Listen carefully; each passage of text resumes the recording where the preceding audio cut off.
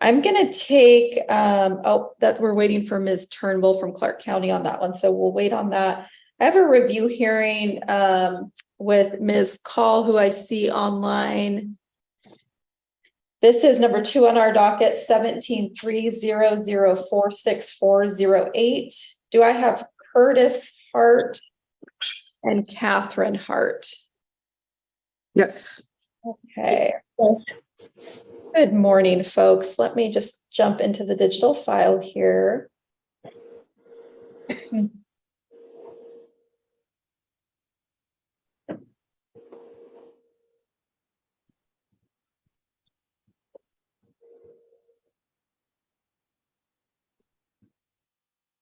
So by my notes, when we were here last, we set this review to see how visitation was going. We wanted the mental health evaluation to come in, and then just see if there were other issues that were popping up for the parties as we were making some of these adjustments to visitation.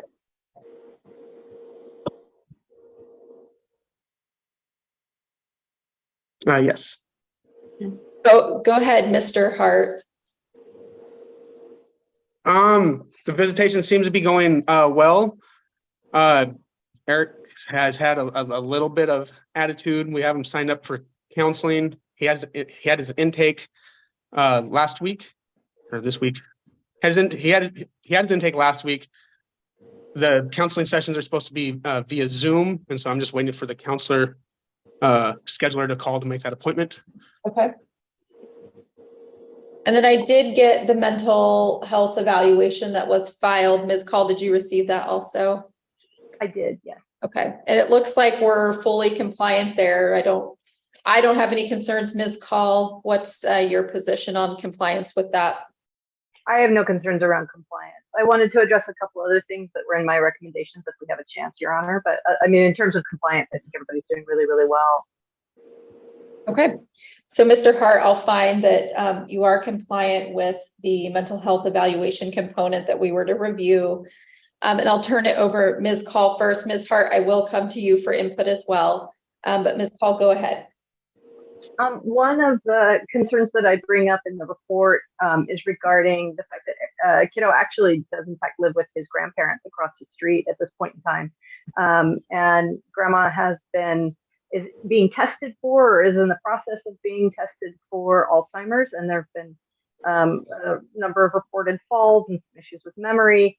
And so I would like to address a plan for kiddo should grandma and grandpa be unable to take care of him the way that they have been to this point. One of the recommendations I put in the report was to receive information regarding that testing and kind of what's going on with her medical conditions, just to ensure that, because at this point in time, Eric actually doesn't have a bedroom or a place, at least during my period of time within the investigation, didn't have a bedroom or a place to sleep at Mr. Hart's house. And I know there was concern around safety for some of the other children with some of kiddo's stuff that he's got going on. So I just wanted to address that and kind of hear what a plan was for that and how we can address that issue. And I do see that in your recommendation that there should be an ROI signed so we can get a copy of that assessment.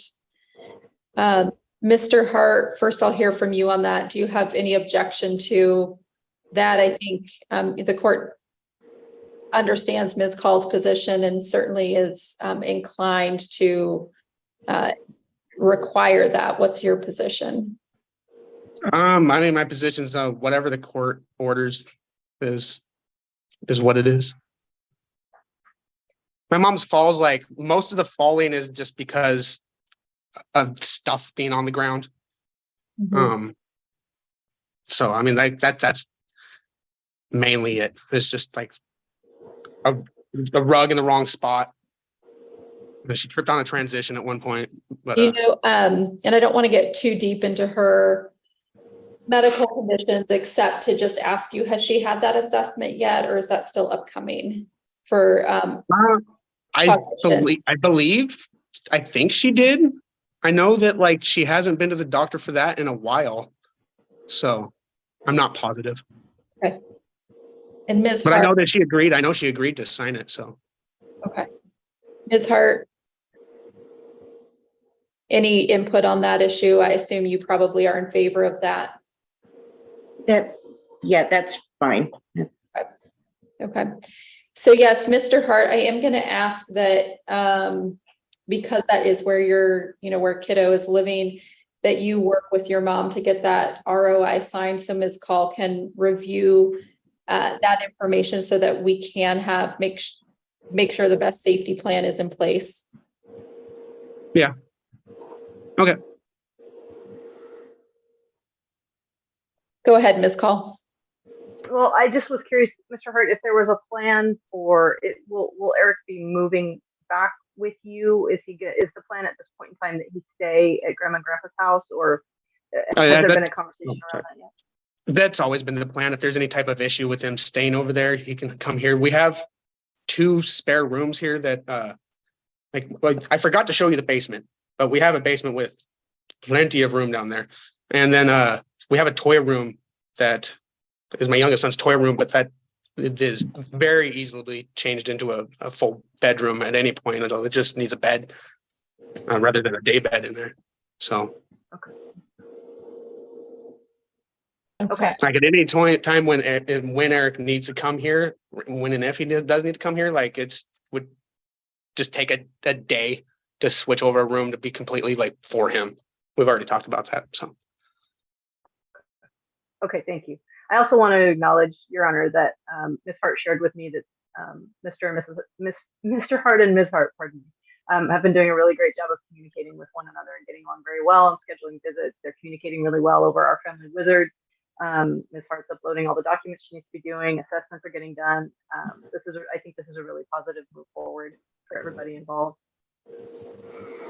Good. I think that this is good. I'm just kind of looking back at the history. So well done to both of you. I know that's probably not how this most recent iteration of reviewing a parenting plan started communication wise. So, kudos to both of you. Your kiddo's going to benefit from that for sure. What I'm looking at, I do want to do a review date for the medical records review by Ms. Call for Ms. Hart, grandmother Hart. What I also want to do is put a plan into place for what it looks like to me is before my involvement, kind of why we're here is there was originally a motion for adequate cause to change a parenting plan. And then Ms. Call was appointed and the court essentially reserved on adequate cause. So I do think at the next review date, I want to put a plan into place for how do we get to finalizing a parenting plan that works for everyone so we can actually keep this moving forward and you're not just coming back for piecemeal reviews along the way. All righty. Okay. Ms. Cole, how much time do you think? So my plan is step 1, let's set a review date to get an updated medical with grandma. And then we'll set a schedule in place for looking at the parenting plan kind of in total. Well, I mean, I think it depends on if that assessment's been done or not. If the assessment's been done, I can have that wrapped up fairly quickly and we can come back by the end of the month. Okay. If we're still waiting for the assessment to be done, I don't know, to be honest. It would depend on the timing of that. But my impression of what's happening at this point in time is that I think these are parents who could move towards a final parenting plan agreement. It may take some negotiating and some talking. I know Ms. Hart's very anxious, and I understand why, to have in-person visitation with kiddo, and she's actually got a trusted family member moving to kind of help be a part of all of that in terms of supervisors. I know that was part of the conversation last time we met as well, was that we were struggling to find lay supervisors who would fit, and I know Mr. Hart has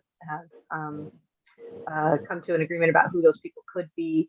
So that's really good news.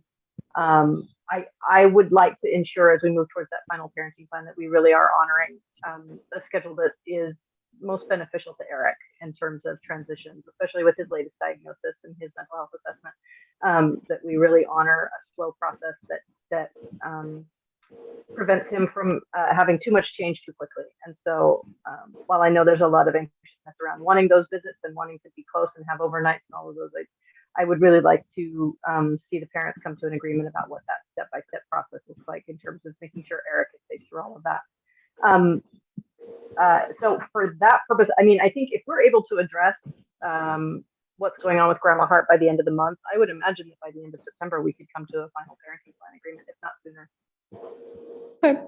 So why don't we set August 30th if everyone's in town? I know we're kind of dealing with last minute summer vacation schedules. So if that doesn't work, I'm happy to move it. Well, to be honest with you, Your Honor, it's the first day of school that day. So that may be a difficult day. Do we want to look at September 6th then?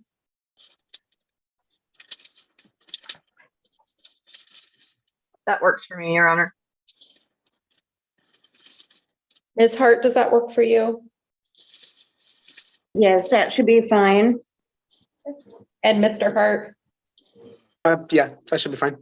Okay, so let's set this for September 6th. This will be a review and particularly related to, an update on grandmother's ability, I guess, to continue having the child reside with her. And then what we'll do on September 6th, what I would like to do is maybe come up with a schedule for encouraging, and we can do it through formal mediation, or if you all think that you could work together and don't feel like you need to go through the mediation process to come up with an agreed parenting plan.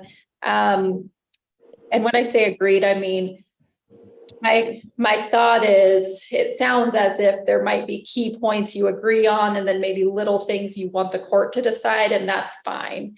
I certainly know that maybe you're not 100% in sync with every little request, but like you heard from Ms. Call, it sounds like you two are kind of working together pretty well right now in the child's best interest. So maybe we can set a schedule for bringing you all back to talk about this parenting plan.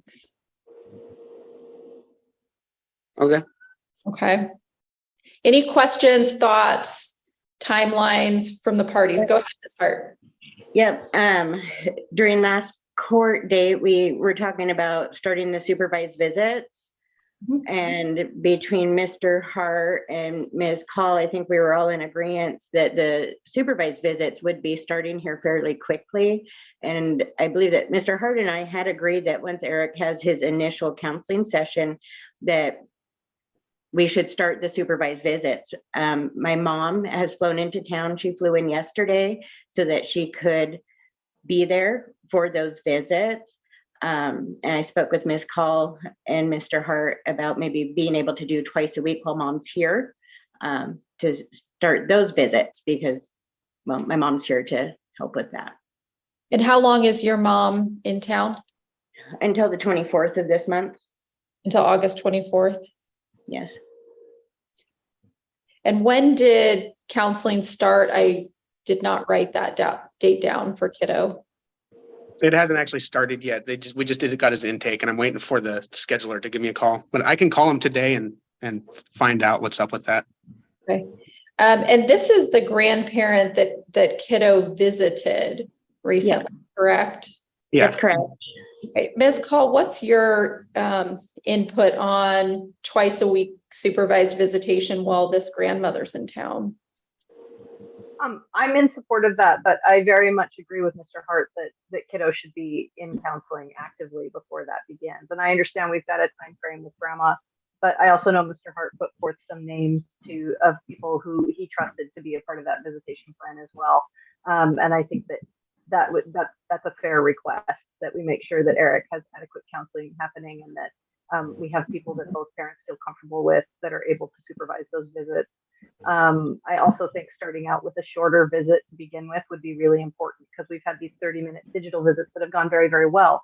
But I know Mr. Hart has also recognized that there's been some behavioral shifts, and we know that for this particular kiddo, shifts in environment, quick changes that happen to the schedule, or even new factors of things that he doesn't quite know how to communicate emotion around, or how to express concerns around, he's still learning how to even identify that he's having those feelings. And now he's actually been diagnosed with something that helps us understand that even more. And so I think I support Mr. Hart very well in saying that, you know, can we at least make sure that we have active counseling in place and someone who can help kiddo address those feelings and that experience. And then also to make sure we do, since we do have other supervisors who Mr. Hart feels comfortable with, I think if timing works out, I think it's wonderful that grandma can be there. That's the trusted person that all three of these people know and Eric trusts implicitly and loves very much and has a great bonded relationship with. And I know he'll feel safe in her presence. But I also think it's important that we make sure all that scaffolding is still in place for him as well. Okay. Yeah. I did. Okay. And Ms. Hart, I see you shaking your head. I think that makes a lot of sense. And it sounds like, you know, the three of you are in agreement. Again, kudos to you all for kind of understanding. I know Ms. Hart, your inclination is probably, or your desire is, let's do it now. I want to see my kid. But, you know, it does show the court a lot that you're willing to wait on that to get counseling started so that that structure is in place. So what I'll do right now, because I do, you know, I hate to say it, but if there isn't an appointment already set up, knowing wait times for getting counseling appointments for folks, I don't know if it's realistic to think that kiddo would be started before the 24th to actually say, hey, let's do visitation. So I think my oral ruling today will be, we'll start supervised visitation once counseling has started. And then Mr. Hart, if you just keep Ms. Call and Ms. Hart informed when that counseling session is, that would be helpful. All righty. Okay. And then certainly we can readdress that when we're back together. Okay. All right. Anything else for the parties today? So let's say like when I call today, and they say like he can start tomorrow, can Eric go see her like the day after the counseling session starts? Or do we need to come back to court? Or how does that work? Ms. Call, do you have a preference on timing with the starting of counseling versus, I mean, I think the concern, Mr. Hart, is just that there would be someone that kiddo's established with that should he want to talk about an up or down of how that visitation went, he would have that in place already. So I'm going to reverse. I was going to say I'm just going to do an oral ruling, but I will go ahead and do a bench order that states between now and our next review date, if counseling has started, then supervised visitation, let's say up to 2 times a week. And I'm not specifically going to say grandmother, but I'll say agreed supervisor, 2 times a week. Ms. Call, timing on those visits, 1 hour to start with? I think starting with an hour is wise. Yeah. And I also think, just in terms of this question, I think I would be in favor of even if the appointment's tomorrow, Eric starting very soon after that. Because the other thing about having that counselor in place is that can actually be a resource for Mr. Hart and Ms. Hart as well. They're going to get insight into Eric's responses. They're going to be able to communicate with the counselor as well. So I think it's just about having that position in place more than it is about the court timing for me. Okay, great. So that's really helpful. So yeah, I think what we'll just do, so you guys have some guidance, but certainly feel free to work together on what feels, you know, right to Mr. Hart and Ms. Hart and the counselor and kiddo. But our kind of framework will be up to twice a week, up to an hour each time with an agreed supervisor. And then we'll revisit that on September 6th. Okay. Okay. The other thing, I don't know if I need to mention it here, like we're going camping the 16th, 17th, and 18th. Okay. I'm just letting the court know, like we'll be out of town, but I don't think that it's going to affect anything because he can just make the calls around those dates. So, there you go. Sorry about that. Ms. Hart, any issue that you need the court to be involved with it sounds like a 3-day camping trip? No, we can just arrange calls and visits around that. That's fine. Okay. Well, again, see, you guys are making real progress from the first time that we were all on docket together. So kudos to you. Okay. I'll get that bench order signed and then we'll see you back September 6th. Okay. Thank you. All right. Thank you. Thank you, Your Honor. All right, I'm gonna recall Hart and Hart 17-300-46408. I just saw Mr. Hart pop into the waiting room, and it looks like we have Ms. Kale now. I apologize, Your Honor. I was in a courtroom in Clark County as well, so I'm hopping around a little bit today. That's okay. That's okay. So Mr. Hart, I just called your case, and I'm sorry, I saw you just connected to audio. So I just announced your case and called the number since I saw that you joined us here and that we had Miss Kale present. So this is 17-300-46408. We're on for a review hearing. I did review the minutes from the 9th of August. And it sounds like things are going really well. The parties are working well together. Hopefully that's continued, but there was some concerns about health of grandmother and her ability to be able to care for the child during visitations. And I think that's what we were set on for review for today. If that's wrong, please let me know. That's what I deduced from the minutes. Your Honor, for the most part, you're correct. The one caveat to it is that kiddo is actually living with grandma at the time, unless that has changed since I spoke with the Hart family last. And so the concern was, is that still going to be, there were some tests that needed to be done. I sent Mr. Hart the ROI. I have not received the test back, which was part of the court's requirement that I be able to review what the test was, what the test results for grandma. So I haven't not yet heard what's kind of come of all that testing and if this is still going to be a good place for kiddo to be. You're muted, Mr. Hart.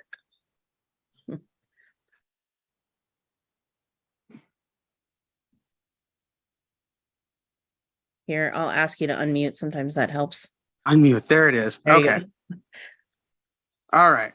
So I did get my mom to sign that ROI. I think I might have washed it before I uploaded it. Did I send it to you? Okay. No. Then I'll just go get her to re-sign it. She doesn't have Alzheimer's. She does have a mild cognitive issue, but they said that there was no sign of Alzheimer's. I did have her sign the paper. I washed it before I uploaded it. So I'll do that today. Like when we're done here, I'll walk back over there and get that done because I can just reprint it out from the last email. Okay. And I very much apologize for being late. that's okay. I appreciate that. If we get that, Ms. Kale, and within the next couple days, and you're able to confirm that the placement is sufficient, I guess, what are our next steps, or what if there's any? Do we need additional reviews? Do you want to set another review for a few weeks out to ensure that we have what we need and the placement is appropriate?